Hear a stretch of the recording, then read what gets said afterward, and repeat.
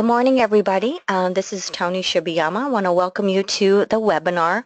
We have about half of the people that RSVP'd for this event, so hopefully they'll be joining us soon, but want to welcome everybody to our webinar. Just quickly, if you do have any questions, feel free to, on the side there, submit in your questions, and we'll try to answer those as we go along with the webinar. So today's topic is going to be managers are your best defense to liability and risk. Presenters today are myself, Toni, and also Toni Shibayama from S&K. And the reason why we picked this topic was we tend to see a lot of liability, and when looking back at could this have been prevented, we tend to see that a lot of what could have been done or should have been done really should have been done maybe at the managerial level with our leaders, our department heads. But looking back even further, asking ourselves, did we provide them with information to be the best managers so we are consistent within our organization? So this really is a quick webinar to kind of give you what we're seeing in the workplace, what we're seeing as far as prevention, and also too some best practices as well too. So that is the goal of this meeting here. And just a quick little tagline for us. Most of you that are on the line here are our clients, and we'd love that you're here with our compliance events, and whether it be live or via webinar. But yes, we do insurance, workers' comp, property liability, and also benefits, but that's usually once a year. Our job is really to focus on protecting our clients from lawsuits, litigation, and compliance standards, and also focusing on your bottom line, and trying to be a broker that just does a little bit more than everyone else. So today we have two presenters, myself, also to Taizo, who is the Director of Safety and Wellness. We're really going to be giving you a snapshot of what we're seeing out there and some best practices. So what are we seeing? We are blessed to have a lot of clients and to work with a lot of different companies, and here are some of the things that we tend to see within the workplace. As we have an employee that goes out on stress workers' comp claim after his manager yells at him at work.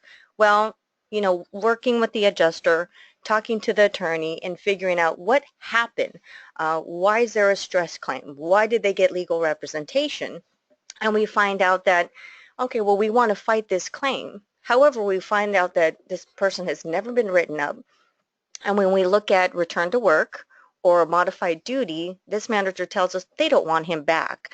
But he's been there for over 10 years. Could this create a situation? Could this create a problem? Could we have a workers' comp retaliation, and are they under protected class now? So looking back at this particular person and the claim and what came out of the claim, we always tend to see what could have happened properly from a managerial standpoint, and really what is the liability now that we do not have any documentation and they're in a protected class. Another scenario that we're seeing, a manager wants to fire an employee after they return from maternity leave based on productivity. I am always surprised to see that when people go out on medical leave, how often this comes up. You may have 50% where somebody is doing somebody else's job and this person's on a protected medical leave and the manager does not want them back. This obviously creates some problems with HR, because in looking at their performance file, in looking at their personnel file, there's nothing in there that talks about lack of performance, productivity, missing deadlines. However, this person is on a protected leave. And also too, they do have a temp, and the temp is obviously going to be a better employee, doing a better job, doing things on time. But from an HR standpoint, could we have a situation? Could we have a problem? Are we in a predicament here in regards to protected class, and could it look like retaliation? The next one here, employee plays at work and pokes fun at other coworkers. Now someone files for harassment.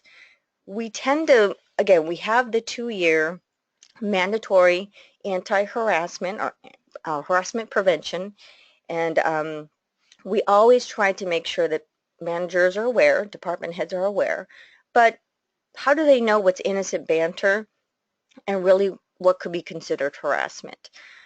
We take a look, we, have been filed a lawsuit. The employee has never been written up. There's nothing in there. There's no counseling, no coaching. Um, and after interviewing the manager, they didn't realize or didn't document or didn't approach it just because they just didn't think it was that big of a deal. And now we have a harassment claim. A couple of more. We have a severe injury on the job that resulted in a Cal OSHA audit. So now that we have Cal OSHA coming in, they're going to be taking pictures, talking to our employees, looking at all of our documents, requesting a document sheet, and we have to provide them information within 48 hours. So now that OSHA is on our premises and they need to take a look at everything, could this result in large fines for our company? Also, too, we have an injury on the job. We need to take care of that. Is this person going to be on a protected leave? Are they going to be a workers' comp? Absolutely. And after interviewing the manager and finding out what happened after the accident, the manager admits they've seen this individual intoxicated in the past. We find out that this usually happens once a week. This obviously was somebody that was not following the company policy, but also too, we did not do our job in regards to making sure that they went and got tested. Now it resulted in a severe injury. Luckily, it didn't result in someone else being injured. However, did we as a company know that we had somebody who was intoxicated on multiple times that violated our policy and we did nothing about it? Who is OSHA going to be blaming for this severe accident? Next one, termination of employment and then a claim for discrimination. Are we still seeing claims for discrimination? We are. Most people come back to us and say, well, we're at an at-will state. Well, California, we're basically, eroded at will. However, you can, we are an at-will state. However, do you have documentation to show that it was not based on someone's race, color, creed, gender, anything of that sort, or their protected leave that they recently went on, or any complaints that they recently waged against their department manager? So it's more complicated than ever. When we see a claim for discrimination, again, going in and taking a look at the employment file, did the manager document or state the reason for termination? Terminating people is very emotional. It's very scary. There is high risk as well too. When you decide to terminate employees, it needs to be done carefully. You need to look at, we do have something called the pre-termination checklist. It's really not for HR, it's more for managers, just as a guide and a reference to say, if we move forward with this termination, have we done everything possible? Have we followed our policy and procedure? So again, a lot of times when we see discrimination and we have to then go and file a claim with our EPLI carrier, we're always asked, was there any documentation to show that it was for tardiness, for insubordination, for bad attitude, for not doing the job on time, not wanting to come to work? Is it attendance? So make sure you have proper documentation as well.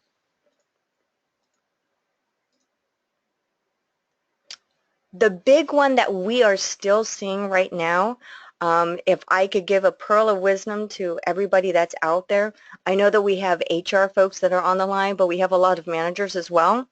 But the biggest, I guess, 100-pound gorilla, I guess they're over 100, but the biggest liability that I see right now for employers is meal and rest periods. It's just too easy. Along with the changes in, paid sick, with the minimum age changes, it's virtually impossible for employers to actually get it right. It really is very, very, very difficult.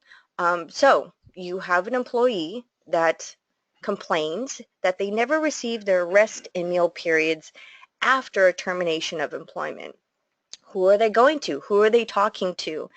When we look back and we're filing an EPLI claim, hopefully with your carrier, if they do cover wage and hour, we're seeing, unfortunately, that yes, this employee did not take their full meal period of the 30 minutes, and there's no documentation of reprimanding this person.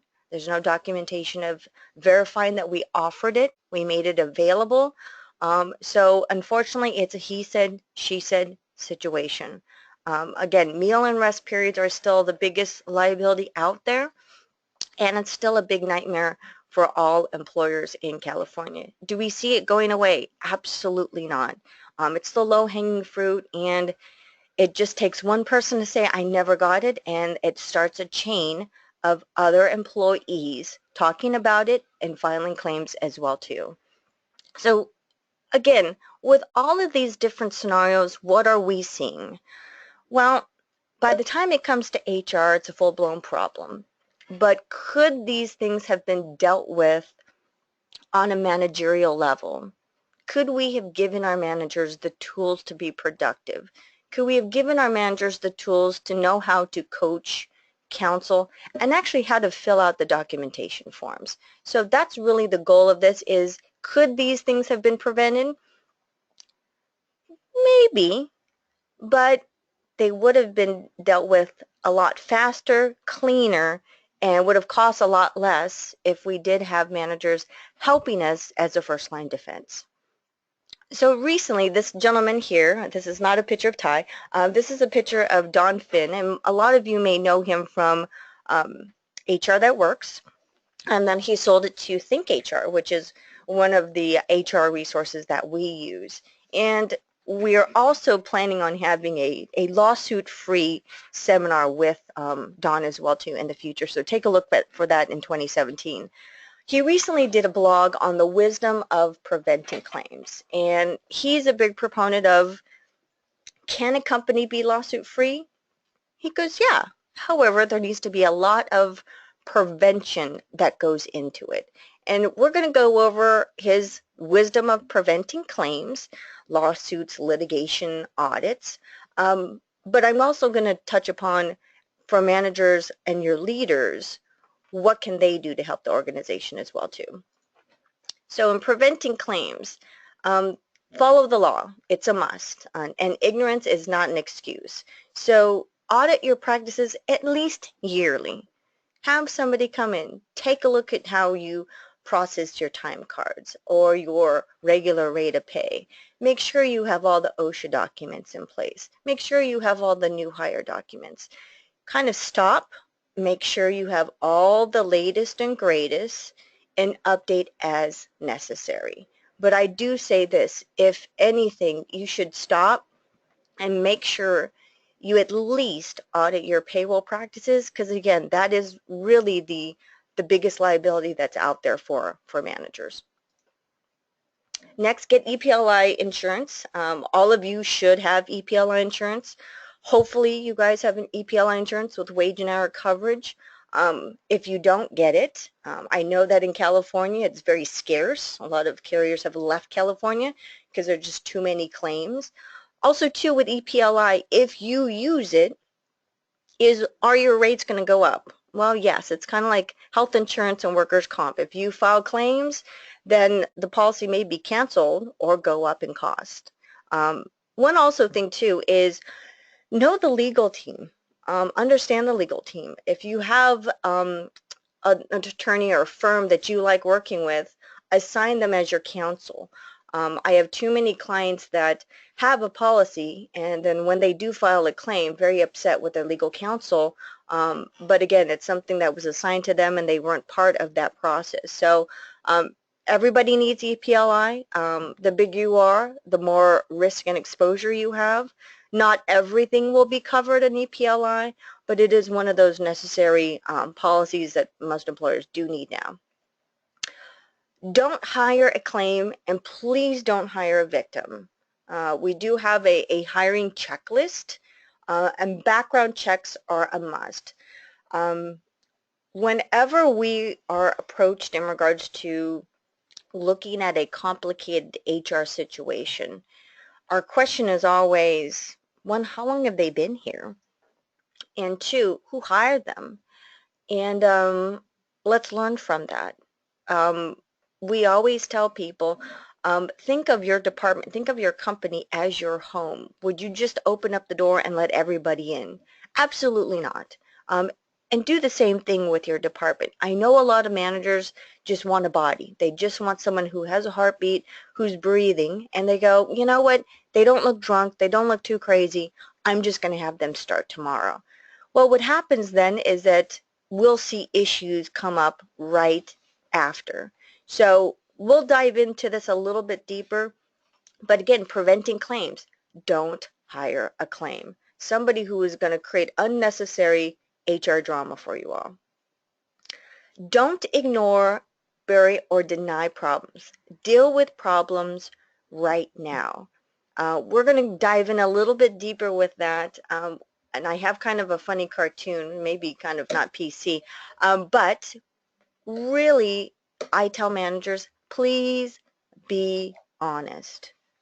If you are not honest, it will only get worse. So we'll dive in a little bit deeper on that because things that we ignore will then implode later on. Again, continuing on with preventing claims, don't make things worse than they already are. Seek compromise and resolution even if you think you're right. I have a lot of managers that base things on principle. And I go, that is fantastic and wonderful. But let us take a look at the big picture. Do we counsel and coach this person fairly for the last 10 years? If we have not, then we need to look for a compromise and also a resolution, something that is fair, and we'll go into that as well. Fight litigation lawyers, they're out there.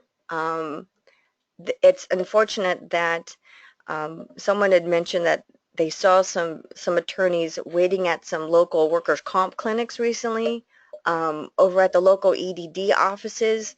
And, you know, if you do get either a confidential, you know, settlement agreement or you are sued from a bad employee that you terminated, you know, you really do need a rock star team. You need an attorney that has experience. We have some recommended attorneys that we love that are basically the best in California, and you really need a game plan. You know, you need to fight it, you need to make a stance, but also to have a really good team to defend you and prevent claims as well too. Bring joy, passion, and fun to the workplace. You know, whenever Ty and I see a bunch of fraudulent workers' comp claims, or we see a bunch of wage and hour claims, or we just see high turnover, the question we always ask to the owners or HR is, what's going on? Are people happy?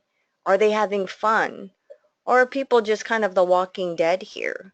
Do you have a rogue manager that just is not very nice to work with, and people feel as if they have nowhere to go but to sue you? Companies that we deal with that are profitable have strong retention and enjoy coming to work. We don't necessarily see a lot of issues that come up from a claim standpoint. So again, if I've done a good job of hiring, I have good people that want to work there. They're part of our company culture. They know what to do. We're honest with them when they make a mistake. Are we going to have fun together? Is it going to be more of an enjoyable work experience versus hiring a victim, someone who doesn't like people, doesn't like the job? Oh, they never like to come to work. Is there going to be a contentious workplace? Absolutely. That's when we see a lot of activity as it relates to claims. So make sure you're looking at that. And last but not least, what I always tell HR is, you know, HR departments, either a solo department or a department of few, by the time things come to HR, they're full-blown problems. They're issues that have now hit the fan, and they're now getting involved. So I'm a big proponent of educating managers. Most managers have just put in their years. You've done a good job, you're loyal to the company, so therefore we're going to promote you as a manager, but we've never given them the proper tools for success. And then we complain that they haven't done the proper documentation, but really in the end, we really have not provided them with the tools. And I really think that is the biggest thing is Yes, we have an employee manual, but no one reads it. Yes, we have a lot of forms, but no one fills it out. So let's bridge that gap in regards to preventing claims. So going into some of the key points that Don Finnan was talking about is don't hire a claim. Okay, the cost of not hiring the right person and keeping them too long is just too costly. The stress, the agony. Also, who don't hire a victim. Some of the best interview questions are, tell me a time when you screwed up. If someone says they've never screwed up, well, that's interesting. Also, too, are they complaining about their last employer and how this was unfair and this was unfair? Do extensive background checks. And again, the process is, congratulations, you have the job. Now, go peanut cup. We have to do a bunch of background checks, and this is contingent upon all this information coming back correctly. Background checks also, too, we would say, if it's a physical job, are they able to touch their toes? Are they required to lift 90 pounds 90% of the day? Well, do a physical check as well, too. And last but not least, take your time. I'm always surprised when I do an interview workshop with managers. And I always ask them, okay, you have the job description in front of you. I want you to give me your 2 top questions you're going to ask me. And 100% of the time, it will be based on nothing related to the job. It'll be, tell me about yourself. What are your strengths and weaknesses? How did you hear about us? Which those are great openers, but I really want to focus in on, can you do the job? Interviewing is a fine art and it is a skill. And I tell people, if you're not a very good hiring manager, make sure you hire with 2 people or you get the blessing with HR. Also, too, for those that are managers, have HR do the last look. Have HR look through the applications or the resumes. They're going to see things that maybe you don't catch.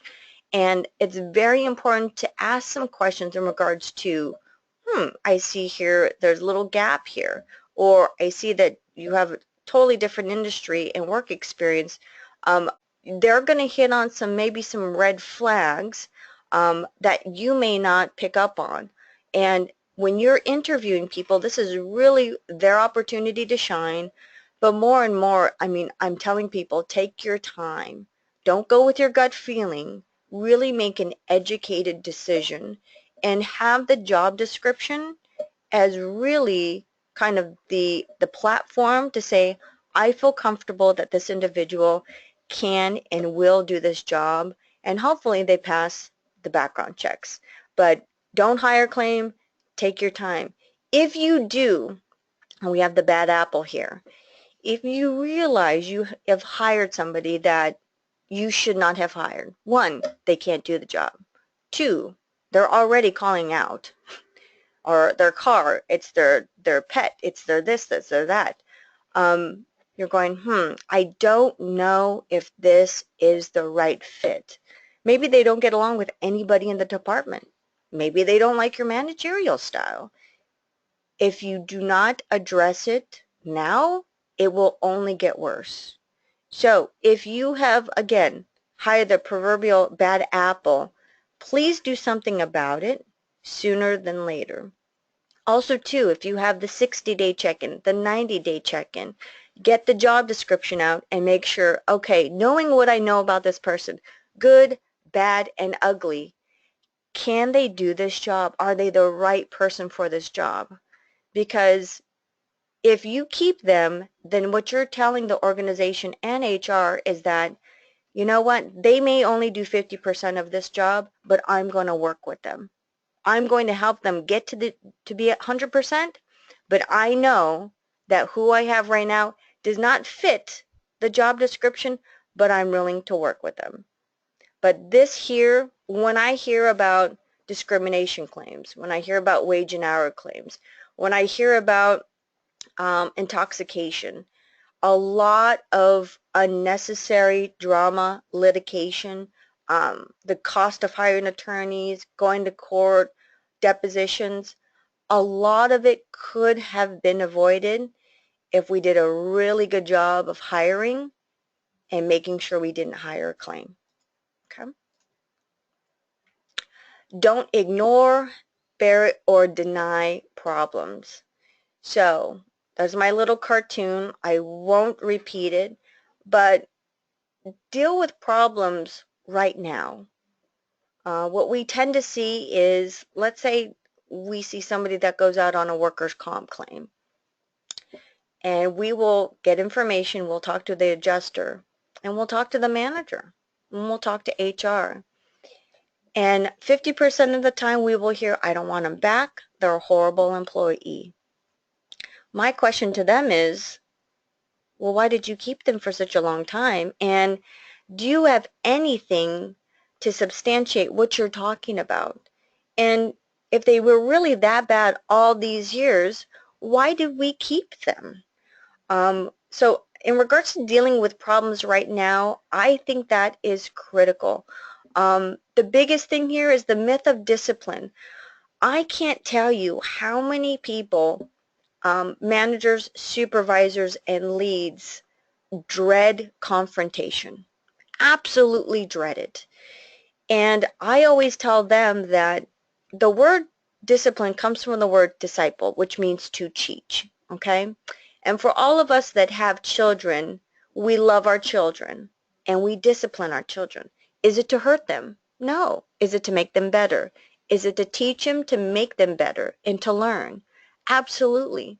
So then why wouldn't we practice these same principles with our employees?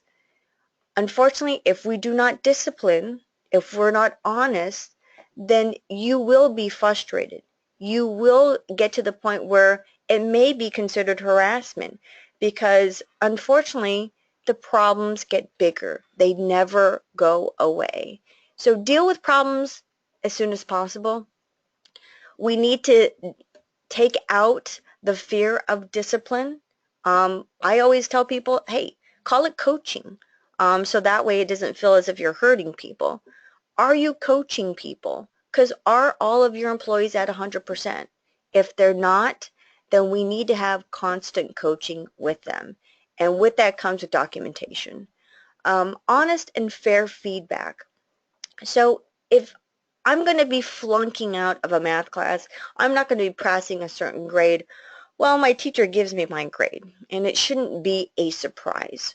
And so more than anything, your employees, again, the one big thing that I see is a lot of time managers only talk to their employees when it's bad feedback, but we need to give constant, honest feedback continually.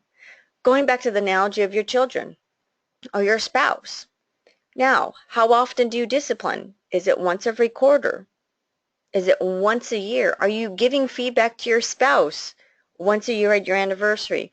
Or is there constant feedback and being honest with your children, your spouse, your loved ones? Well, let's do the same thing with our employees. Documentation, documentation, documentation. I can't tell you how many people I've said, do your folks know where to get the forms? Have your folks ever filled out the form? And do they know how to fill it out properly? Because if this were to come up in a case or a claim, would you feel comfortable having this document be blown up to the size of a wall in the courtroom? Documentation is key, but please have your managers give them the tools so they understand how to document, what to say, and always HR, make sure you have that pass through so you take a look at it. Make sure there's no emotions in it, okay? The last bullet point here, if you ignore them, they will only get worse. So what we tend to see right now is, unfortunately, with some employers, they have that long-term employee, and they're kind of at a crossroads. What to do, what to say. And sometimes I have managers tell me, well, I'm just going to wait for them to retire. And unfortunately, some of these folks are like 42 years old. So we've got a long road. But if there are issues, problems, whether it be performance, attitude, job knowledge, if they're not doing their job and you don't address it and correct it, it will only get worse with time. And your level of frustration will also increase as well. And what we're seeing from our end is at one point people blow up and they say, you know what, I'm done with this person. But we go to our pre-termination checklist, we look through the little checkpoints and say, we don't have enough here. We can't do this yet. But if we were to have addressed it on time, with discipline, with fair, honest feedback and documentation, we could have pulled the trigger to do something, but at this point, we have to stop, plan, and kind of start from scratch. So again, the biggest thing here is we have to get your managers and supervisors to feel comfortable to discipline and coach employees. Seek compromise and resolution. With managers and supervisors, when we get involved and we're working with HR and we're working with the manager, the biggest thing I tell them is take out the emotion. Also, too, I hear this a lot, based on principle, based on principle. And I go, oh, okay, all right, I understand your side, but then I'm going to give it to you from what it would look like from an employee side. But when we're looking for, see, compromise and resolution, it's not off with their head, but more of a, let's follow our policy and let's be consistent, okay? If we have not followed our policy within our organization, are we going to have problems? Well, yes, of course, because you've created then your own internal policy, and what you do for one, you do for all. So be very careful. So if we say, I'm going to protect your job for the next 3 years, and then Stacy goes out and says, well, I want the same thing, could we have been putting our policy in jeopardy because we're not being consistent? Going back to compromise and resolution, plan carefully. Again, if we're taking out the emotion, we're going to follow our policy, we're going to plan carefully, and we really do need to step back and say, are we being fair and consistent? So from an HR standpoint, I tell my managers this. Have we given them multiple opportunities to get better? Have we been clear, concise, with documentation, and we've really level set the playing field? We've given them multiple opportunities, but really at the end of the day, they haven't come forward to give us what we need. I think that's really a carefully planned either exit strategy, outplacement, severance agreement, whatever it may be. But we always want to kind of take out the emotion, look at the big picture, and see what we can do without having any unnecessary drama, stress of any claims. Some communication tools that I think are great for managers and also for HR is the employee manual. I always refer back to it. I know it's that big ugly thing that you always need to update, but it usually sits on somebody's desk and never gets approved. But when you talk about the law, make sure you're complying with the law. There ifs, don't, if, ands, or buts. Make sure your employee manual is up to snuff and you distribute it annually. Job descriptions, please make sure you have those. We just recently did a wage and hour event with Paul Fleck over at AALRR. Job description, what is the main responsibilities of the job, essential job functions, and what are the requirements of the job? Keep it plain, keep it vanilla, be very succinct, have it to be one page. From the job description, that's going to help us hire, train, do evaluations, performance reviews. Also do if somebody gets hurt, sick, or ill, we use the job description. They have a workers' comp claim, they have a disability, they get pregnant, or at the end for terminations, we're always referencing the job description and also qualifying people and looking at are they exempt or non-exempt. Training is key. One of the things that we're working with are PEOs. We're partnering up with some PEOs. So those of you that are not familiar with it, they're leasing companies. You lease back your employees. And they do, or they say that they take off some of the liability off of your plate. But one of the things that they do require in getting a brand new client is having required compliance training for each and every manager and supervisor and lead. Otherwise, you are not a client. And the reason why they want to do that, it's really more of a employee manual training. And they want to make sure that if they're going to be co-employers with you, that they've done their job of making sure they've communicated expectations to your managers. So I always tell people, why wouldn't you do the same thing? Every year, do a coaching, managing training, much like what we do with CPR. We always have to get updated, right? So make sure that you're training your people as well. HR support. HR, I want to tell you that if you could get out of the office and touch and see the departments, sometimes we wait for issues to come to us, but half the time if you're out and about talking to the department heads, you're going to be spotting issues before they become full-blown fires. So one, as managers, supervisors, and leads, yes, go to HR for support. If you're having a problem with insubordination or someone not doing their job or not coming to work on time or they're not getting their meal periods, HR is there to help you, and vice versa. HR, make sure you're getting out of the office and touching the different departments and just getting kind of a check-in with them as well. Daily interaction goals, so I'm going to talk about that a little bit later. Behavioral rewards and appreciation, we've seen this as a big tool right now for retention, is really not disciplining all the time, but also saying, hey, you're doing a great job. I like that behavior, and actually rewarding people on that behavior. So one, that it spreads and it's repeated as well too. Consistency is key. If anything, if you do something wrong but you're consistent, at least you're not discriminating. But one of the things we always want to try to convey with everyone is consistency is key. And when in doubt, talk to HR.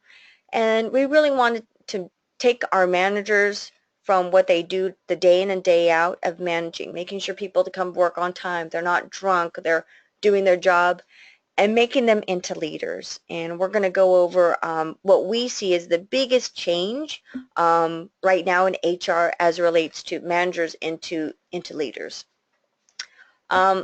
Manager check-in. I've been seeing a lot of employers, whether it be retention issues, morale, workers' comp claims. We work with a company called Performances Now, and they're a great company, and what they do is they train managers to do a check-in. Unfortunately, again, we talked about managers are usually so busy doing multiple jobs, putting out fires, that they don't really have an opportunity to talk to their employees. And when they do talk to their employees, it's more of, well, you came to work late, you have a problem here, issue here, and it's always on a kind of a negative topic. So a manager check-in, and this is one where I really need to work on it too. I tend to come in, do my work, put on my blinders, and get going. But I have to always remember I have a team of individuals. So some common things you can say is, how is it going? What's happening? Any issues or problems? I mean, when's the last time you've had somebody ask that? How can we improve? Hey, gosh, we had this late shipment, we had this breakage, we had this. How can we improve? What do you think? And really try and listen. You have any new ideas? Managers that have new ideas, owners love that. Are they always going to stick? No, but that means you're thinking. So keep that in mind. If somebody has been sick or hurt or ill, how are you feeling? How's your back feel? And last but not least, it's free, and all you have to do is say thank you. While yes, a lot of employees are at your organization for the pay, but appreciation is always a big key. When we do have employers that are having issues or maybe unionized, after all is said and done and they are not unionized and they do a survey, one of the biggest things that comes out of the survey from the employee base is the level of appreciation and managerial skills. And when we see that, that's when we talk about just do a manager check-in. It's not to say you're going to save the world, but it's just be connected with your people. And also, too, if there are problems and if there are issues, I already have an open dialogue with you. Talking to you openly about what happened is not going to be a shock to the system because we have a good rapport. We have open communication. And I will be fair and consistent to say thank you when you do a good job, but I will also be fair and honest and consistent when you haven't met the mark as well, too. Coaching, training, and counseling. Again, this is really for your managers and understanding your policy, which are the rules of the game. Try and be consistent. Practice coaching sessions. Again, a lot of people are very worried and scared about discipline. So practice coaching sessions. How would it be? When would it be done? Where would it be? Documentation. Show your managers and supervisors how to fill out forms, how to do them well, and then how to have the meetings as well too. Once you do your documentation, you need to have that meeting. You need to follow up. And inspiration, when somebody does a good job or they've changed their behavior or they have improved, tell them thank you. You know, share it with others. So again, that they feel rewarded for doing something differently, and also it really helped in regards to your coaching as well too. Again, another poster, I think one of the folks that's on the line here actually has this up, and it's the poster of an average employee versus a great employee. So, you know, when we talk about a victim or we talk about a claim, you know, this is an average employee. It's not a bad employee.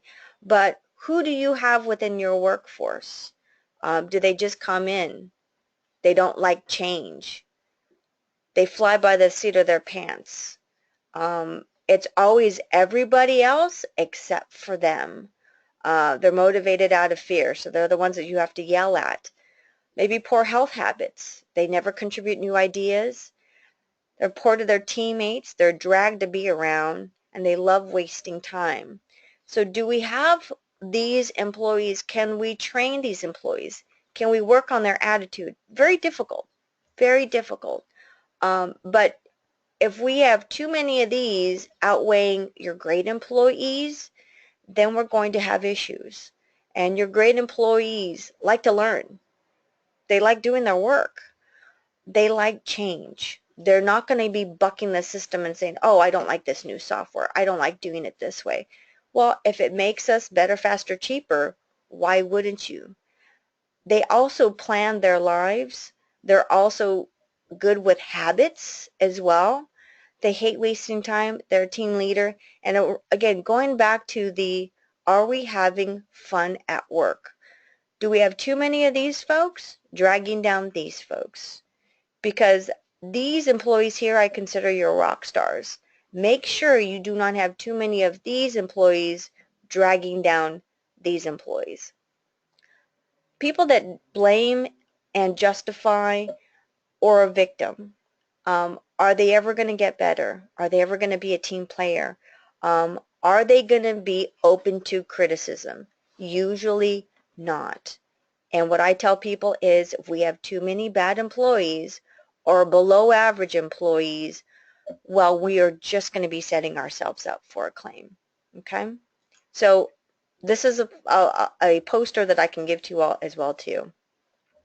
Leaders into managers, or managers into leaders. So what I tend to see is old school versus new school managers. Right now, if you do have turnover, a lot of times it's not based on the pay, it's based on the manager. And if I see a trail of fraudulent workers' comp claims or litigation, I will always ask who is the manager, who is in that department.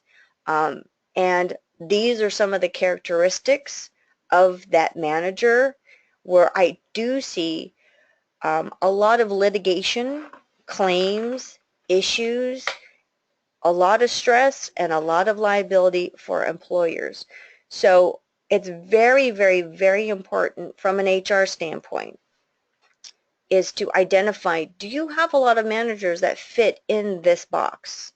If you do, put them in the closet and give them duct tape over their mouth, because they will be harassing people.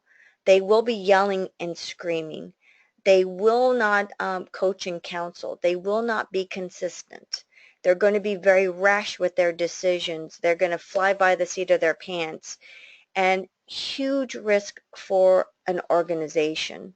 So this is, and the tag word right now in HR is there's IQ and EQ, also known as emotional intelligence. And really kind of looking at kind of the John Wooden style of coaching is, are we the Bobby Knight of screaming, yelling, throwing chairs? Well, what type of employees are you going to get versus helpful, consistent, honest, fun, planner? These are the type of characteristics that we really need to bring out of all of your managers, supervisors, and or leads, is to make sure we're giving them these tools to not only recruit the best employees, but to train your employees and to make it a really dynamic department for the company as a whole. So again, this is kind of old school, this is new school, and if you do have some managers, and what I've seen is over time that these folks tend to come over here. Why? One, they mature. Two is their hands have been slapped. And three, they realize, how do I want to be treated as an employee? Well, probably not using these responses. It's probably going to be these responses here. How would I want to be treated as an employee, and how do I treat people as a leader? So I always like to give this as kind of a cheat sheet for my managers and saying, here's what we're looking for and here's what we're not looking for as leaders within our company. So some takeaway tips is update your policies and procedures. I think that's a no-brainer. But make sure your people know and understand. How do you know that they have read your policy?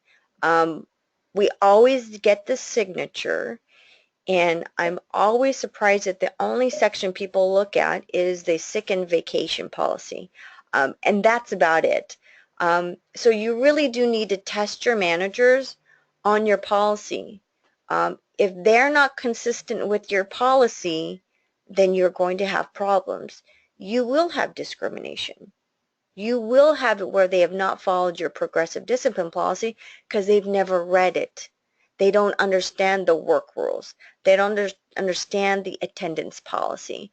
So it's one thing to get a manager to sign off that they have it, but really make sure they read it, because they are your captains out there, making sure that they understand the rules of the game.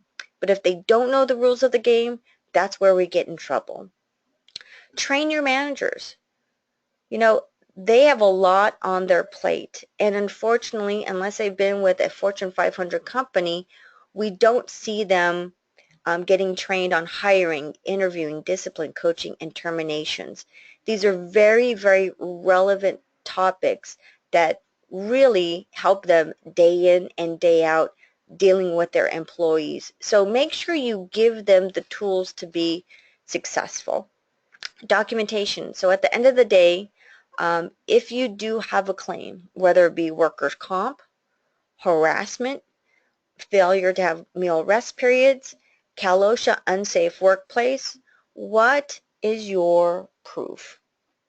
Do you have proof that there was a training? Do you have proof that there was a write-up? Do you have proof or pictures to say it wasn't the machines, it was the person? Do you have proper documentation that, one, backs up your concerns, issues, and proof of communication? Very, very, very important. And again, making sure that that's part of your training program for your managers. And last but not least here is let us know how we can help. Yes, we provide renewals. We give you coverages that hopefully you don't have to use.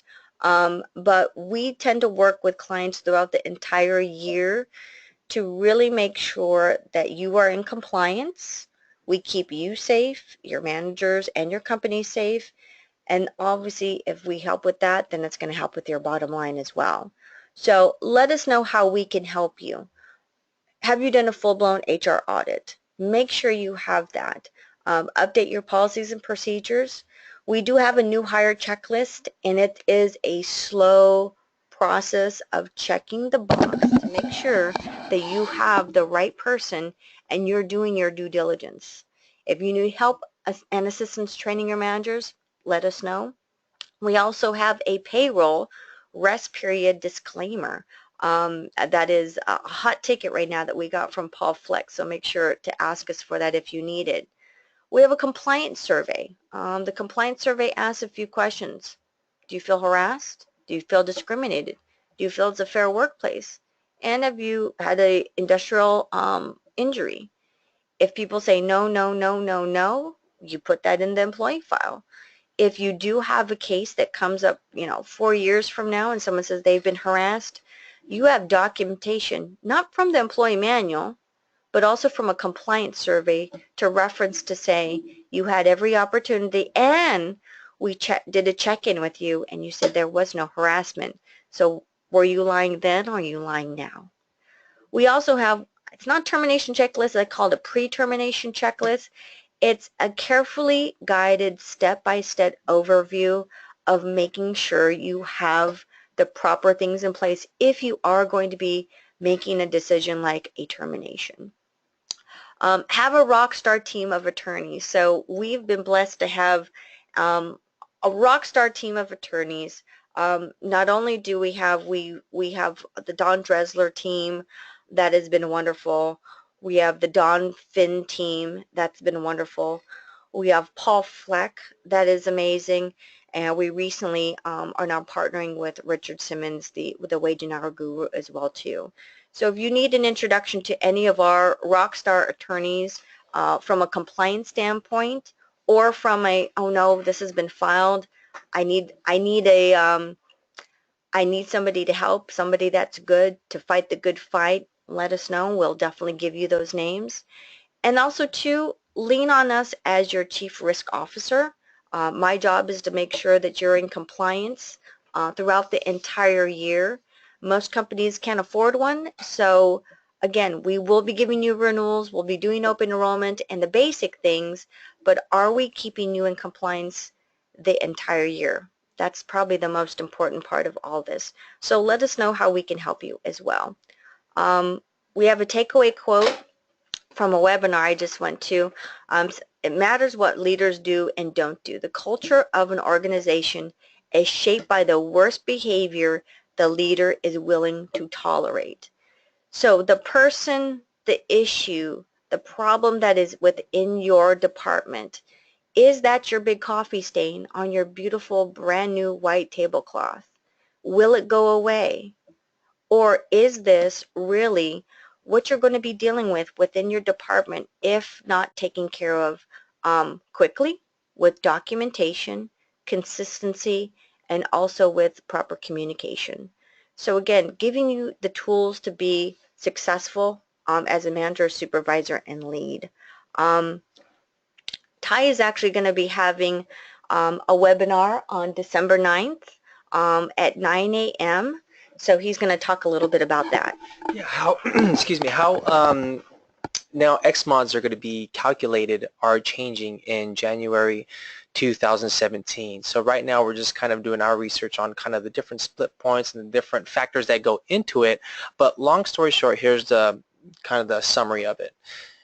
The big claims aren't going to hit you as much, but frequency of claims is going to impact you more. So it's even that much more, how would you say, important to really focus on safety in the workplace, overall organizational culture, and do your managers, as part of their main job description, is do they even know that keeping their employees safe in their department should be their number one job description, right? And is that on the front of their mind when entering the workplace. So that's one things we're really going to focus on December 9th is we're going to also go into how to calculate your new X mods coming up in 2017. Okay. So thank you all very much for attending. And again, we do more, but at the end of the day, what do you deserve from a broker? Do you need more? And what do you deserve for those commission dollars that you're paying for? So let us know how we can help you. Let us know how we can help your managers and supervisors and leads be your first line of defense. Let us know how we can come out and train and also make sure that you're in compliance. So if any of these items were of interest, we'll follow back up with you. But thank you very much for attending. We hope to see you at the next webinar talking about all the changes for 2017 for workers' comp. And we hope you stay safe, healthy, and productive. Thank you for attending.